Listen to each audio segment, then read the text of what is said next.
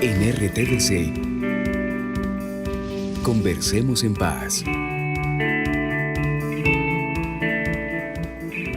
Queríamos rescatar esa conversación que hay en muchos escenarios cotidianos, profesionales, de diferentes ambientes, en los que sí creemos que la paz está presente. Entonces están pensando los psicólogos y los psicoanalistas y los psiquiatras cuál es el estado, digamos, de la salud mental de los colombianos por lo que nos ha pasado en la guerra, pero cómo nos preparamos para la paz. Esa fue una conversación con profesionales del mundo, digamos, de lo psicosocial.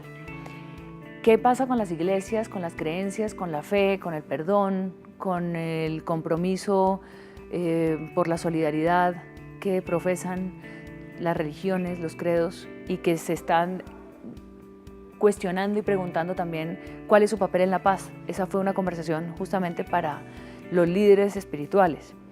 ¿De qué manera las víctimas están procesando este momento y cómo lo están viviendo? No desde la perspectiva del castigo y de la venganza y del rencor de lo que les pasó en sus vidas cuando se truncó su proyecto vital por un hecho del conflicto, sino cómo están ellos elaborando su propio libreto de esto para poder seguir adelante, dándole el ejemplo a tanta gente que no ha vivido el conflicto, pero que todavía se resiste a imaginar este cambio. Esa fue una conversación con las víctimas. Los reintegrados que han estado en la guerra, quienes han disparado, quienes tomaron la decisión un día de abandonar la guerra, de abandonar sus grupos armados y empezaron un proceso de reintegración a la sociedad para encontrar, por un lado, su propio camino y el de la sociedad que los estaba recibiendo. Ese fue un programa con reintegrados, uno del ELN, uno de las FARC y otro de las autodefensas. ¿De qué podemos hablar cuando hablamos de comunicación para la paz? Ese es un programa que hemos estado también trabajando en la medida en que creemos que la comunicación que estamos recibiendo de todos los medios, pero además de muchos otros factores, están influyendo en nuestro sentir, en nuestra lectura, en nuestro aprendizaje. Cómo las maestras y los maestros de este país, la pedagogía de este país se está preparando para la demanda que nos va a hacer la sociedad. Esos son los temas, esos son los programas que hemos hecho, apelando a la conversación como elemento fundamental, no a la descalificación en un debate. Nadie está defendiendo aquí posturas ideológicas y políticas, estamos reflexionando y creo que esas son las reflexiones que pueden aportar también a esa otra, digamos, a ese otro debate público que desde la política, si se quiere, se privilegia más en la opinión. En conjunto, si uno asiste a las reflexiones que se han dado en cada uno de los programas, puede tener una visión que también nos da elementos para nuestra propia reflexión y para compartirla con los demás, es decir, para generar nuevas conversaciones. Los canales públicos y el escenario de lo público tiene que privilegiarse en este momento del país. El Estado debe acompañar a los ciudadanos y lo único que queremos es empezar ese acompañamiento con una conversación, que es algo que todos los seres humanos sabemos hacer. Las víctimas narran sus historias. Las FARC se llevaron a su hija. Sí. Las FARC estuvieron a punto de matarlo a usted. Se iban a llevar a su hijo. Sí. Eso fue en el año 2005, 2005. Hoy, 10 años después, si usted se encuentra con ellos y hay paz, ¿cuál es su sentimiento frente a esos victimarios? ¿Usted los perdona? ¿Usted quiere que los castiguemos duro o como víctima? Porque para mí es muy importante que las víctimas queden satisfechas en sus derechos. Yo tomé la decisión de poner, la primera vez que se hace, que las víctimas fueran el centro de la solución de este conflicto y que las víctimas quedaran en cierta forma reparadas, que las tuvimos en cuenta en el proceso, que las tuvimos en cuenta hacia el futuro y que se sintieran, porque son las que más derecho tienen a que este proceso sea un proceso que las deje satisfechas. ¿Usted cómo quedaría satisfecho con un proceso como este? De que haya una comparancia de proceso de paz, primera medida, ¿cierto? Perdonarlos, porque todo el mundo cometemos errores. Ve al señor guerrillero que me dijo a mí que me contó, gracias a Dios, que me volara, que me contó lo del niño. Hace probablemente después de 2 años. Yo estoy en Armenia, me voy a comprar un azúcar, me voy a subir al carro, cuando por la espalda me dicen, relojero. El apodo mío en Armenia de los Avis. ¿Y quién era? El mismo guerrillero que me dijo a mí que me viniera manejando. ¿Y eso cuándo fue? Era 2 años y medio más o menos. 2 años y medio. Está en Armenia y lo mismo que le decían allá... Relojero. En Vista Hermosa, relojero, ¿y era el mismo que le dijo a usted lo que le iba a pasar a su hijo? Sí, el mismo. Y Para él, mí fue mucha alegría. ¿Y él se había volado? Él se voló. Y estaba en Armenia manejando un bus urbano.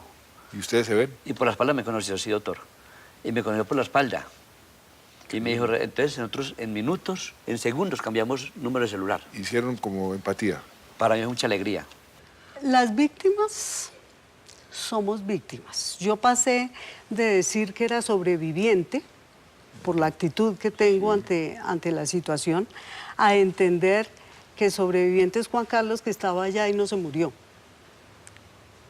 Yo soy una víctima con una buena actitud.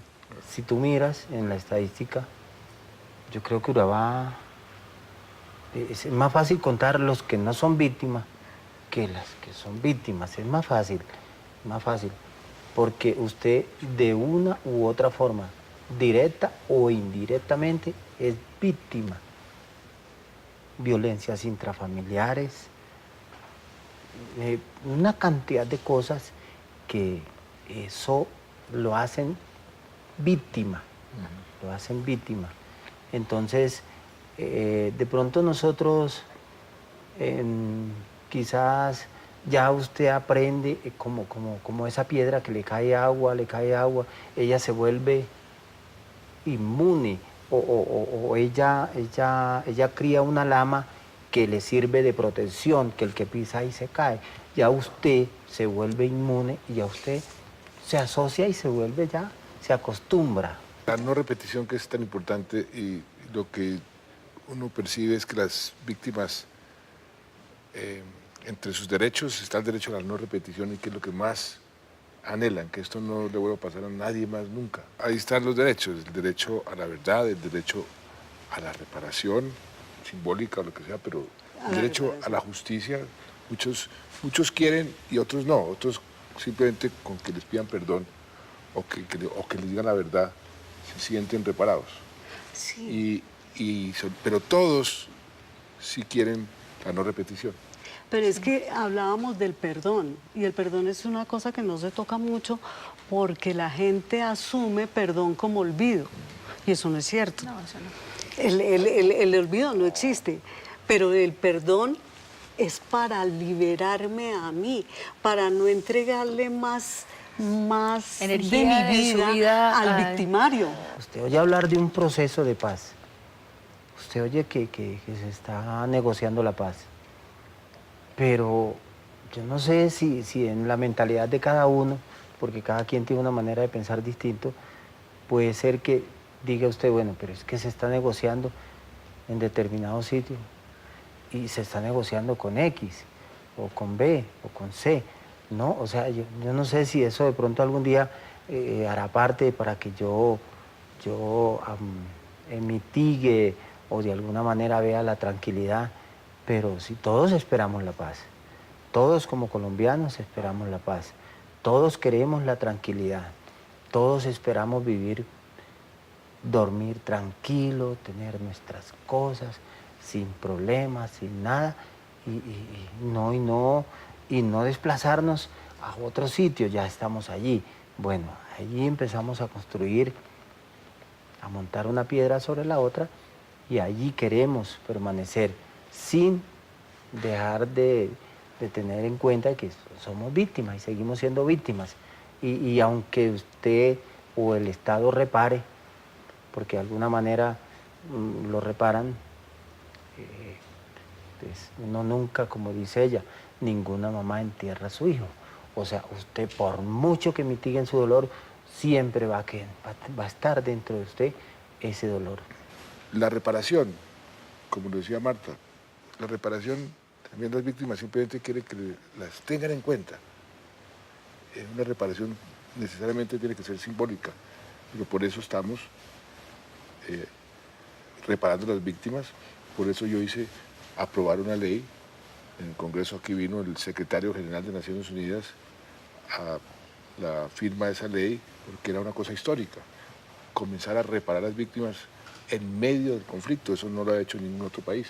Y ya hoy llevamos más de 500.000 de víctimas reparadas, si tenemos verdades para que no se repita, si tenemos justicia es para que no se repita, si reparamos es precisamente para que no se repita. Y así ir cicatrizando las heridas. Pero esa es una forma de ir construyendo la paz. La paz se construye en nuestros hogares, en nuestros corazones, en nuestros colegios y en la sociedad en general. Y eso es lo que nosotros hemos querido hacer con las víctimas, para que las víctimas se sientan importantes, dignificadas y que juegan un papel fundamental en este proceso de paz. Los líderes religiosos invitan a usar la palabra.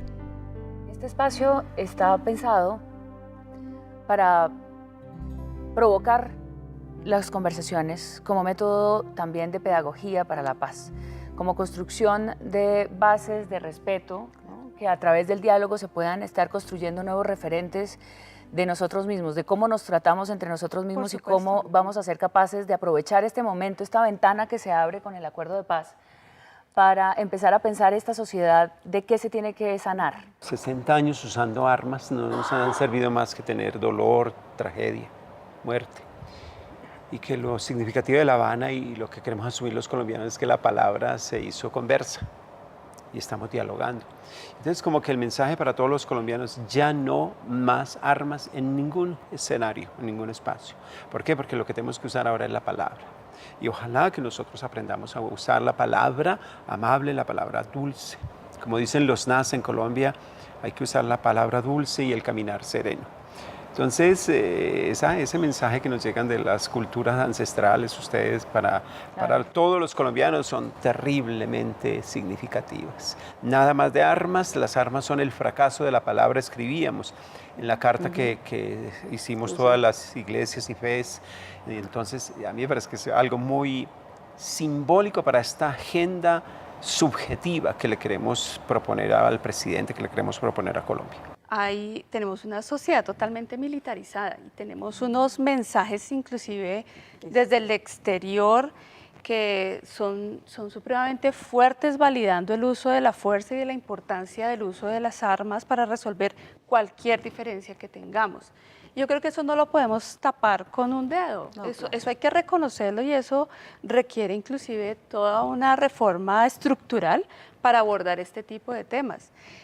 Ahora, nuestra sociedad colombiana está totalmente polarizada. Los imaginarios que hay en la sociedad, por ejemplo, son supremamente fuertes, que nos dicen que el que es héroe es el que porta armas y el que está en la posibilidad de acabar al otro. Al colombiano se le enseñó que es el centro del mundo, entonces se le olvida también mirar los ejemplos de lo que ocurre fuera del mundo, como lo que estaba citando ahorita, por ejemplo, Siria. Se le olvida que también hay otros ejemplos que han podido resolver los problemas de las guerras, que ha sido un diálogo no de un mes, ni de 2 meses, ni de 6 meses, sino que ha sido un diálogo y un aprendizaje de 5, 6, 10 años, y nosotros nos preocupa a veces es que somos muy inmediatos, pero además ese ejemplo que da desde lo político, desde los miembros del gobierno, ese constante recordar esos enfrentamientos, no nos ayuda. Hay por lo menos 3 deberes para la paz. Es el deber de la justicia, el deber de la verdad y el deber de la reparación. Pero estos 3 deberes van condicionados por la memoria. Y la memoria tiene 2 expresiones, una memoria grata y otra memoria ingrata, triste. Cuando a nosotros nos agarra la memoria ingrata, en lo que más fácil caemos es en la venganza. Y la memoria ingrata es simplemente quedarnos víctimas.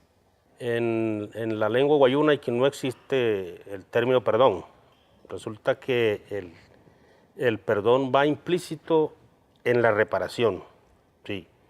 Y en la reparación es... O sea, también, no es primero uno que otro. No, va implícito en la reparación, y también ahí va el concepto de no repetirlo. Sí, la reconciliación sí existe, pero va posterior a la reparación. Nosotros entonces estaríamos por fuera del término perdón, no necesitaríamos que la guerrilla nos pida perdón, pero sí que si tienen que hacer reparación y tenemos que reconocer que tenemos que hacerlo, porque eso nosotros lo hemos venido haciendo por mucho tiempo. Está la gran oportunidad de la Cátedra de la Paz, por ejemplo, en donde podemos, desde muchas experiencias y también insumos de nuestras propias confesiones religiosas, contribuir a esa cultura de paz. La educación tiene que ser continua, desde ahora, desde antes, desde ahora, porque esto va a ser un proceso de 1 o 2 generaciones para hacer un cambio total de conciencia, no va a ser un proceso inmediato, y esa parte tenemos que ser conscientes los colombianos de que tenemos que estar con un trabajo de actuación diaria. Lo que decía hace unos días una de las mujeres que estaban en el proceso del perdón y haber aceptado a la otra persona, ella comenzó desde ahora, pero lo está continuando sin haberse firmado un proceso de paz, porque sabe que es un trabajo continuo. Y ahí, vuelvo y repito, la perseverancia del colombiano va a tener que entrar en juego muy importante. En RTVC, conversemos en paz.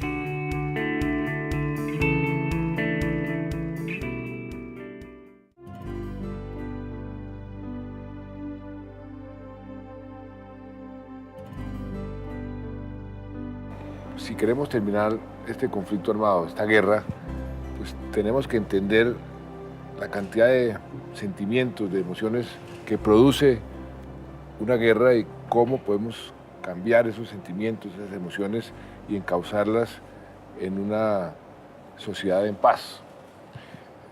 Una guerra produce todo tipo de temores, de preocupaciones, de venganzas, de odios y de miedos. Hablemos del miedo. El miedo es algo que inclusive el Centro de Memoria Histórica ha dicho que la sociedad colombiana se ha paralizado por el miedo. El miedo de la gente que le produce, por supuesto, una guerra que se traduce en violencia, miedo de salir de sus casas, miedo de encontrarse con el enemigo. Hablemos del miedo. ¿Cómo puede uno hacer para poder cambiar ese sentimiento de miedo y cuáles son las consecuencias negativas del miedo y las consecuencias positivas de poder eliminar el miedo? Es una señal de alerta, primero que todo, frente a algún peligro, objetivo o menos objetivo, pero en principio sí es una señal de alerta. Sin embargo, las proporciones que toma el miedo ocasionan conductas muy distintas, y hay algo que me preocupa específicamente con el miedo, presidente y compañeros de mesa, y es la facilidad con que el miedo se transforma o se enmascara con una actitud agresiva. Si realmente el miedo lleva a una actitud violenta, rápida, de parte del que se asustó y posiblemente del que se asusta con el asustado, de manera que ahí empieza a crearse ya un conflicto adicional. Gente que le tiene miedo a la paz, que prefiere estar como está porque uno les dice vámonos a trabajar por la paz y de pronto dicen pero expresan un miedo a la paz. ¿Será por qué? Porque miedo, están... Es por miedo, es por físico miedo, porque el miedo es un sentimiento natural y tener miedo hace parte de las emociones primarias del ser humano. A nosotros nos da miedo lo que nos es amenazante y aprendemos a adaptarnos. Y el miedo nos ayuda a que nos protejamos y a que nos adaptemos. Entonces se nos vuelve familiar el miedo. Y vivimos con el miedo y nos parece hasta chévere vivir con miedo. Entonces en este país vive con miedo el que tiene 6 guardaespaldas o al que le van a robar su cultivo en el campo, y es el mismo miedo, presidente. Como no conocemos la paz y no la hemos conocido, también nos da miedo. La paz les da miedo a la mayoría. Por desconocida. Porque nos adaptamos al miedo y nos acostumbramos a protegernos a ese miedo. Cuando uno ve cómo es que se ha instigado el miedo en la sociedad colombiana, es por los escabrosos niveles de violencia. Aquí nos mataron a una generación completa de líderes políticos. Eso simbólicamente, para una generación como la colombiana, era llenarlos de miedo y paralizarlos. Y yo creo que el impacto más profundo que nos ha dejado el miedo hoy no solamente tiene que ver con el no ser capaz de ir hacia adelante y de imaginarse un futuro, pero tiene que ver también con la apatía y la indiferencia. Cuando uno le pregunta a los jóvenes, ¿ustedes ¿por qué no se comprometen con los proyectos políticos o por qué no se comprometen con este proceso de paz? Muchos creen que es mejor no tener nada que ver con eso. Entonces la apatía va muy cercana con el miedo. Si uno es capaz, como dice André, y en eso estoy totalmente de acuerdo con el tema de los ojos, así suena un poco retórico, de hecho, es que uno tiene que hablarle a los ojos a la gente, leerle los rostros, leerle las caras, leerle las arrugas, las canas, etc. Eso suena muy bobo, pero lo que ha pasado en nuestros países es que nosotros no le vemos los rostros a la gente, y si nosotros no le conocemos esa historia y esa especie de memoria sedimentada que hay en la cara, ¿cómo podemos construir un poco de convivencia? ¿Cómo podemos rearmar nuestras relaciones interpersonales, cotidianas, colectivas? Y ahí es donde está el reto de lo que viene después de si se firma, entre otras cosas, que yo sé que se va a firmar. Lo que viene es reconstruir esos rostros en los próximos muchos años que vienen.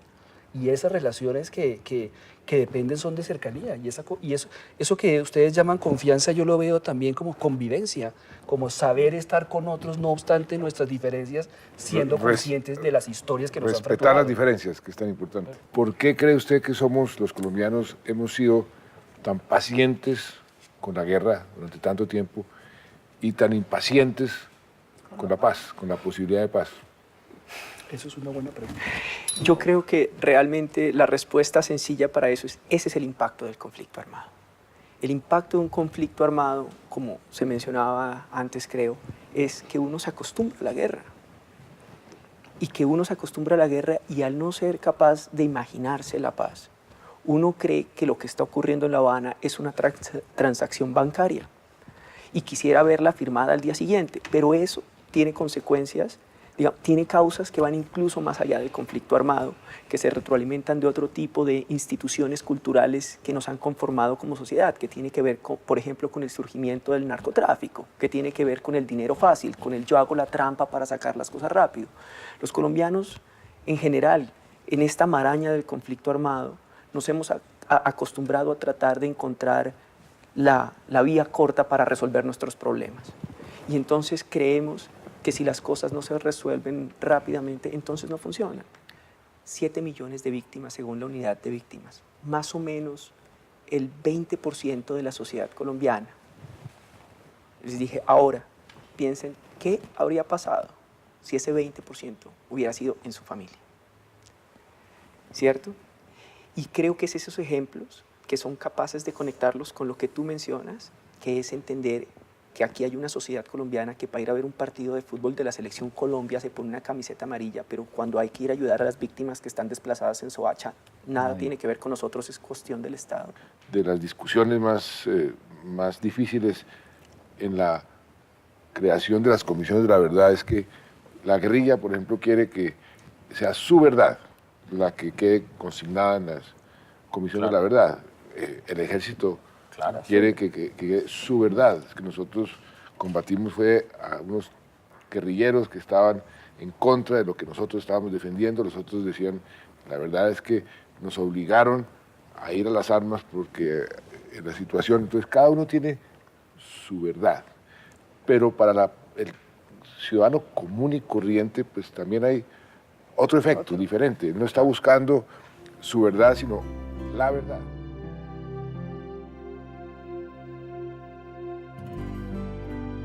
Yo estoy acá porque quiero contarle al mundo, a ustedes, y decirles que la reintegración en una persona sí cambia la vida.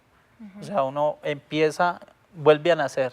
Yo estoy acá porque quiero que todo el mundo sepa de que, o sea, de que se den de cuenta de la realidad, de los hechos, de que no piensen de que todo lo que se mira en televisión, de todo lo que se dice es la realidad. Hay cosas que no son así. Y por eso nosotros venimos acá a decirle al mundo qué es la realidad. O sea, qué es lo que estamos viviendo. Ahora con lo de la paz, queremos que se den de cuenta de eso también. Que nosotros también queremos la paz y nosotros la estamos ayudando a construir porque somos personas que ya salimos de ese grupo por dichos motivos, porque nos dimos cuenta de que eso no era bueno, de que estuvimos allá un tiempo porque no teníamos conocimiento de lo que era la sociedad. El proceso de reintegración hoy es un proceso exitoso en este país. Pero también quiero decirle que aquellas personas que están en los grupos insurgentes son personas también de carne y hueso, no son seres extranaturales. Que hoy ellos están en ese proceso por X o Y situación. Pero también quiero hacerles un llamado a esos compañeros que están todavía allá, que hoy el pueblo colombiano está cansado de la guerra. Ellos entraban a los pueblos reclutando, o sea, el que tuviera la edad ya se lo iban llevando. Entonces había una muchacha y ella siempre me decía, ya casi cumple los 12, ya casi cumple los 12. Entonces en ese tiempo era el cuento de que aporta o aporta. Entonces una tarde estaba en la escuela, yo estudiaba internada, estaba en la escuela y llegaron ahí y pues mandaron a formar todos los niños y ese día sacaron 6 niños y entre esos niños caí yo, que ya teníamos la edad para aportar al grupo. ¿Y qué aportaba? ¿Qué pensó usted que aportaba? Pues yo no hacía sino llorar, porque mi mamá. Y no nos llevaron. Pero no les preguntaron que si ustedes querían Nada. de una. Solo nos dijeron, ustedes tienen que colaborar, tienen que aportar, porque cada familia tiene que colaborar en algo. ¿Cuánto tiempo pasó allá? 8, iba para 9 años. Cuando usted estaba, Jorge, en la Sauce, ¿usted sentía que la guerrilla era un enemigo político, ideológico, un enemigo suyo, de su familia, de la sociedad? O sea, ¿había una concepción de enemigo? No, yo trabajaba con la misma idea que tuve cuando estuve en el ejército, que eran bandoleros, que eran personas que estaban allá que porque ellos querían, y mentiras, que uno se va dando cuenta, que no es así. Las personas que estuvimos en la guerra, porque yo también estuve del otro lado, no del lado del gobierno, de las autoridades, sino que estuve del otro lado, entonces me di cuenta que uno no llega a la guerra porque le gusta, sino porque piensa o se va engañado o se lo llevan o la ideología le dice lo contrario, pero uno se engaña en la mente. Uno se engaña y cuando despierta, ya despierta al otro lado. Entonces ya le dicen, bueno, mijo, ¿va a trabajar? O esta lista que usted nos dio al de entrar, se va todo al piso, que es la familia de uno. Entonces uno dice, yo trabajo, ¿qué más va a hacer? Y se despierta todos los días pensando en que no le vayan a tocar combates, pero en realidad uno se lo encuentra y toca. ¿Es ellos o uno? Fue muy duro ese conflicto porque nos estábamos matando entre compañeros. Y en un momento dado nos encontrábamos y era enfrentamiento. ¿Ya? Y los muchachos me comenzaron a decir un día, viejito, nosotros no vamos a combatir más porque allá está mi hermano, allá está mi primo, allá está mi tío, allá está mi amigo. Y yo dije, no, razón valedera. Yo también estoy de acuerdo con ustedes. Pues que uno se preguntaba, ¿por qué me estoy matando con el compañero? Y entonces tomé la decisión de pronto arbitraria ante los otros mandos de entrar en un proceso con el otro mando de la FARC y decidimos no tocarnos, no molestarnos e informarnos cuando íbamos a pasar por una ruta. Pero eso fue una bofetada tanto para para las comandancias fue una bofetada, tanto para la FARC como para el Ejército de Liberación Nacional. Y eso llevó a que me trasladaran a mí de Nariño al Cauca. Y en el Cauca pues, poco conocimiento todavía de la zona, y entonces me capturaron. Pero asumí el proceso y lo he asumido con la responsabilidad que hoy estoy dispuesto a trabajar en cualquier parte del mundo diciendo de que este proceso de reintegración es importante, que este proceso de reintegración es vital para que aquellos amigos que están allá todavía en el conflicto miren a ver cómo entran en un proceso de diálogo con el Estado colombiano, pero es hora de que se acabe esta guerra porque ya, de verdad, el pueblo está cansado de esto. Estamos cansados de esto.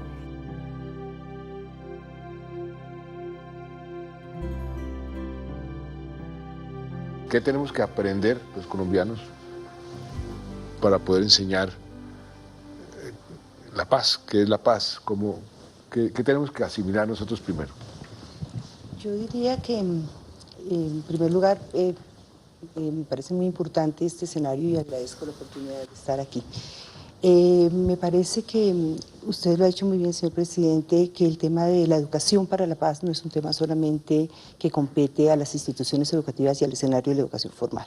Es un tema que nos compete a todos los ciudadanos y todas las ciudadanas, pero que más allá tiene que ver con los cambios de patrones culturales y los cambios de hábitos, el manejo de las emociones, el manejo de los sentimientos. Entonces tiene que ver con un escenario mucho más amplio que solamente el de las instituciones educativas, que tiene que ver no solamente con la institución educativa, sino que tiene que ver con el cambio de todas las personas. A mí me ha correspondido liderar en la guerra y tratar de liderar en la paz. Y es muy diferente y mucho más difícil lo segundo que lo primero. El liderazgo en la guerra es como muy vertical, muy sencillo y es blanco-negro. En la paz es mucho más difícil, hay que cambiar las mentalidades de la gente, la forma como la gente ve su entorno, cómo ve las diferencias, cómo se ve a sí mismo en la vida, y eso es más difícil. Entonces, por eso digo yo que el aporte de ustedes es muy importante, porque si no hay una buena educación para la paz nunca se va a consolidar. Como llevamos tantos años en conflicto, entonces estamos acostumbrados a lo que usted planteaba, presidente, o blanco o negro, porque esa es la guerra, pero la paz es mucho más amplia y nosotros no nos toleramos, no aceptamos, no convivimos, pensamos que las cosas tienen que ser como se diga y no más. Y la escuela, que es un pilar, yo diría que es el pilar fundamental para la paz, y la comunidad que está alrededor de esa escuela. Nosotros los maestros tenemos que empezar a desaprender con los niños, en compañía de los niños, en compañía de los padres de familia. Todos juntos desaprendemos y volvemos a empezar, porque si estamos hablando de una pedagogía para la paz, la pedagogía es reflexión, acción. ¿Cómo se aprende o cómo se enseña a ser tolerante, a respetar las diferencias? Eso, ustedes, desde la perspectiva de la pedagogía, ¿cómo le dirían a un colombiano, mira, haga esto para ser más tolerante, piense de esta forma, o decirle a alguien,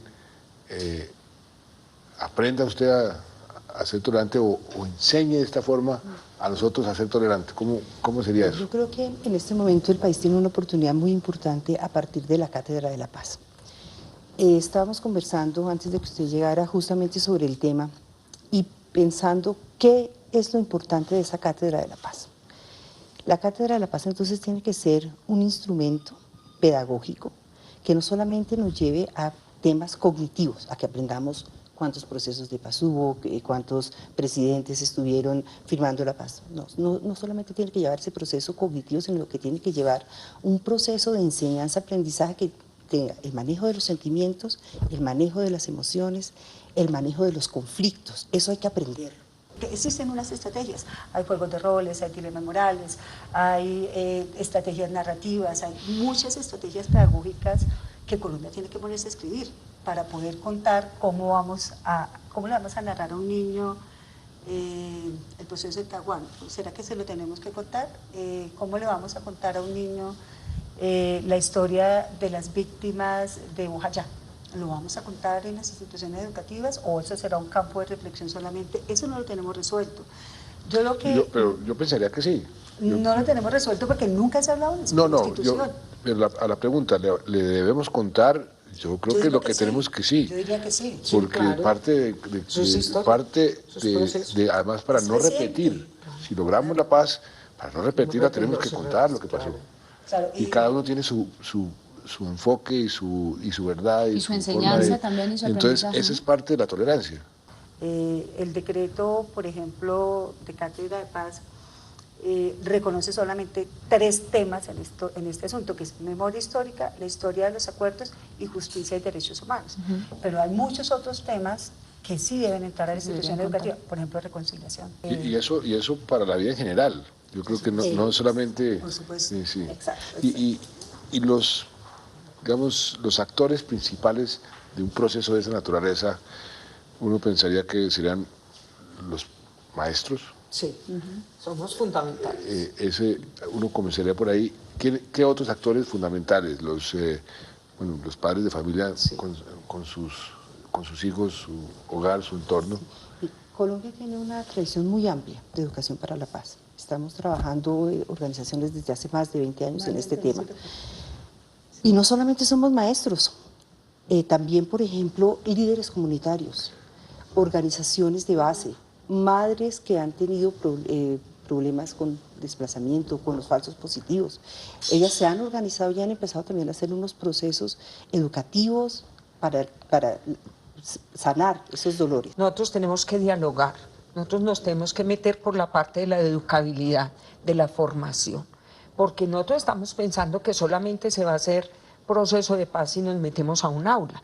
Resulta que si nosotros visitamos los municipios, en los municipios se está viendo prácticas excelentes.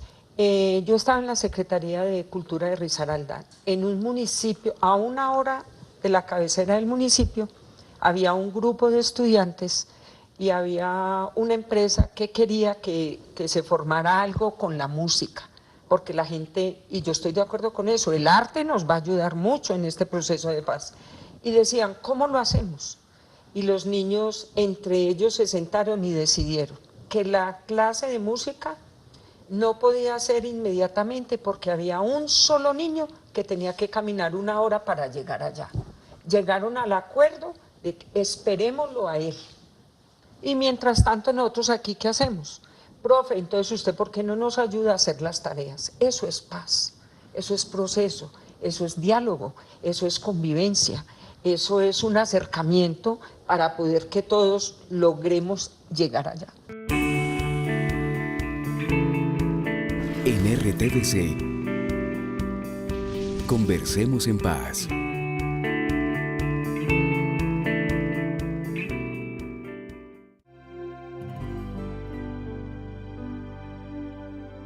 Estuvieran viendo con ojos de dramaturgos y estuvieran diciendo quiénes son los personajes de esta escena y de este relato que está aquí, de este libreto que está aquí. Describamos un poquito, me parece importante además para que la gente que asiste todos los días a la realidad como si esa fuera la realidad, Exacto. ¿no? También como que echemos un poquito para atrás diciendo cómo se puede cambiar la percepción de esa misma realidad que nos la cuentan los medios, pero que de pronto pues está en formato reality. Yo lo que siento que ha empezado a pasar desde el miércoles pasado hasta hoy es que cierto sector de la prensa, por ejemplo con el tema de la paz, es que la fácil para no perder audiencia es jugársela a poner en duda todo. Yo veo que ciertos medios se han empezado como a reacomodar, a entender que tienen también que darle como cabida a la posibilidad de un escenario de reconciliación y que hay otros medios que sí definitivamente están casados con un sector de la derecha, un sector del país, una clase económica que parece que no está interesada en que el proceso de paz llegue a feliz término. Yo siento que a veces no sabemos ni siquiera qué es la paz. Y empezando por ahí, para nosotros la paz es un concepto completamente abstracto. Empezando porque nunca hemos vivido en paz. No sabemos cómo se come, con qué se hace, no sabemos qué es vivir en paz. Entonces, a partir de ahí, creo que ya estamos en una nebulosa. Cuando uno dice, se va a firmar la paz, ¿pero qué es firmar la paz? ¿Es dejar las armas? Pero yo creo que es un concepto que va mucho más allá de una firma o de que un grupo se desmovilice. Creo que es un problema que se nos viene encima, pero tenemos que empezar a definirla. Tenemos que hacer una profunda reflexión sobre cómo nos estamos educando, ¿cierto? Y esa será otra pieza. Hay una cosa que a mí me asombra sobre esto de cómo nos representamos, que es que yo desde que soy niño he oído no matarás, no robarás y serás bueno, y lo tenemos claro. Tú le preguntas a cualquier niño en cualquier escuela, acabo de venir de una escuela, y él sabe exactamente qué decir. pero hacemos lo que exactamente decimos y lo lo hacemos, contrario. sí. ¿Sí? Entonces es como si la educación hubiera permitido crear esa decisión entre lo que sabemos y lo que hacemos. Si pensamos, por ejemplo, en términos dramatúrgicos, es decir, ¿quiénes son los villanos? Están aquí y están acá. Es que ese es el problema, es que no son los terroristas de las FARC. Es que es un Estado miserable que permitió que eso floreciera durante 50 años y que generó todo para que eso surgiera. Es un Estado incapaz con 48 tipos, que fueron los que fundaron las FARC, a los que le mandaron 16.000 soldados y no los pudieron derrotar. Entonces hay villanos e incapaces al lado y lado. Uno no puede esperar que exista una verdad revelada, sino que es función del Estado y de la educación y de los ciudadanos crear los instrumentos para recrearla. Porque de nada sirve que yo sepa la verdad, lo que sirve es que la cuente y que haya muchos contándola, porque en el ejercicio de contarla hay un ejercicio, digamos, de comprensión que se traduce en una toma de decisiones hacia un futuro. Ese acceso al contar la realidad no lo estamos haciendo.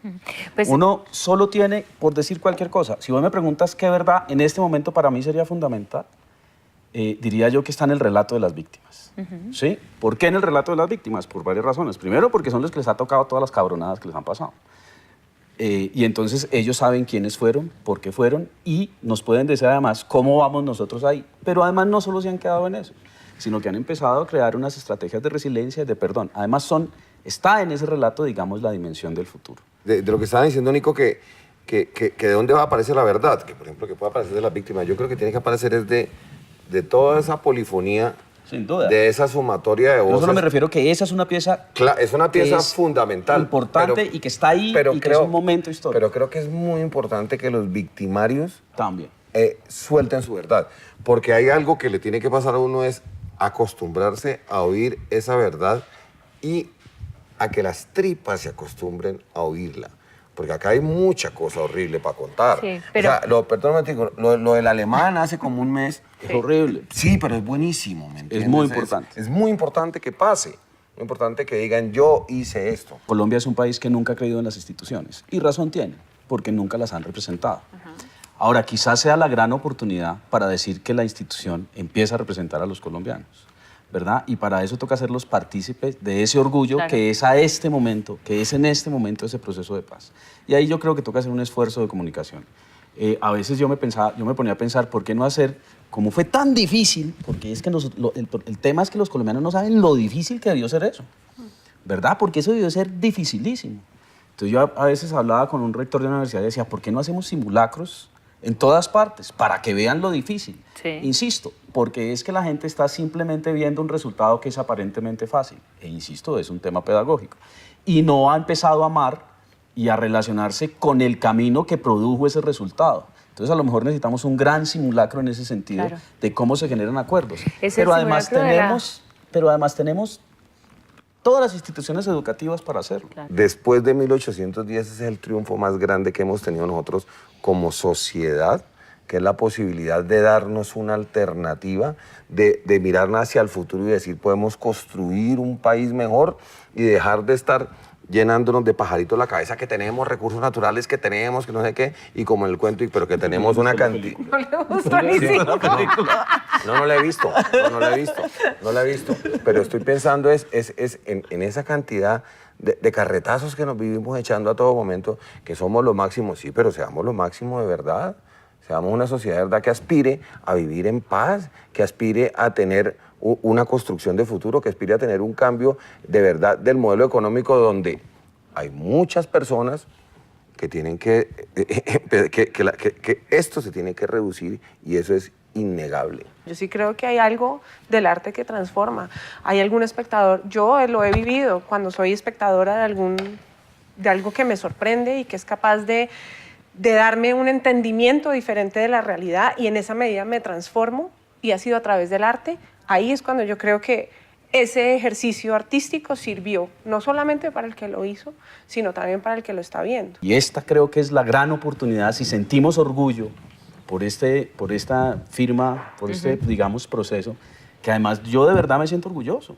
¿Verdad? Yo siento que uno ve por primera vez a unos representantes como los que están sentados en la mesa que uno dice, no, estos tipos se la jugaron y se la jugaron en primera persona. Y yo quiero ser parte de entender esa complejidad para hacerme socio de ese proceso. Stanislao Zuleta decía, pues no vamos a salir del conflicto porque es nuestra naturaleza, pero sí podemos cambiar de conflicto. Sí podemos cambiar el libreto. Y es decir, no es un tema de que la paz nos llegue por revelación, sino que la podemos empezar a tramitar de otra manera. Y la primera prueba de que eso es posible es este proceso de negociación. Es como el primer pasito. Creo que toca hacer un esfuerzo para que los colombianos se asocien a la complejidad y al amor que hay por la negociación y no por las salidas fáciles. El débil nunca puede perdonar. El perdón es el atributo de los fuertes. Mahatma Gandhi. Ustedes para mí han sido un ejemplo de vida y es lo que a mí me entusiasma para seguir adelante en un proceso que ha sido muy complicado, muy difícil.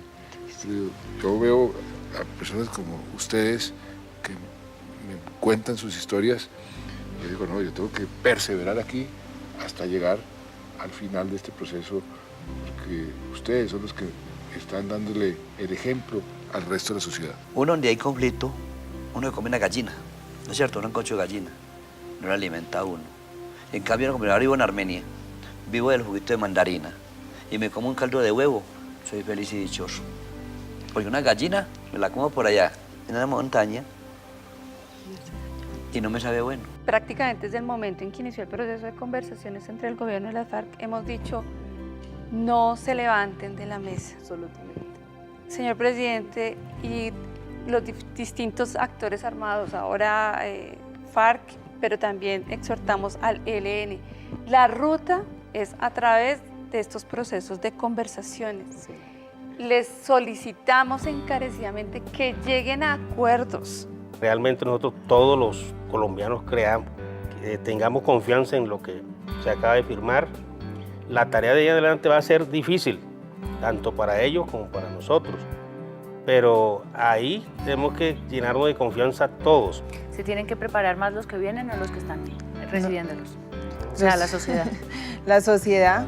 La sociedad porque digamos, la sociedad debe involucrarse mucho en este proceso de paz, porque nosotros decimos, ellos como dicen que no tienen nada que ver, pero sí tienen mucho, porque para que haya paz tenemos que tener paz nosotros mismos y perdonarnos los unos a los otros para que esta paz sea efectiva. Y llegamos a unos acuerdos en La Habana, eso simplemente es el primer paso dentro de la construcción de la paz. La paz va mucho más allá que silenciar los fusiles en La Habana y hacer la paz con las FARC, pero sí es una condición necesaria para construir la paz en muchos otros sentidos. ¿Ustedes creen que necesitamos una nueva generación?